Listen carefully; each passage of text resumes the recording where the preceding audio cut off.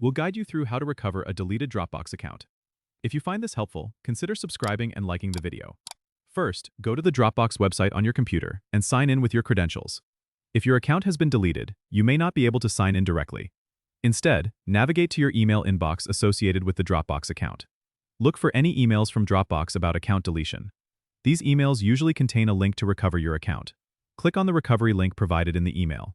This will take you to a special page on Dropbox where you can begin the recovery process. You need to confirm your identity by entering details such as your email and password. Once confirmed, Dropbox will guide you through the steps to reinstate your account. Keep in mind that Dropbox accounts can typically be recovered within 30 days of deletion, so if you're within this time frame, you should be able to retrieve your account successfully. After following the on-screen instructions, your account should be restored along with your files. It's a good idea to back up important files regularly to avoid losing data. If you don't see an email from Dropbox, check your spam or junk folders. Sometimes important emails end up there by mistake.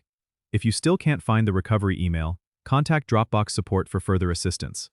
Don't forget to subscribe and comment if this helped you out.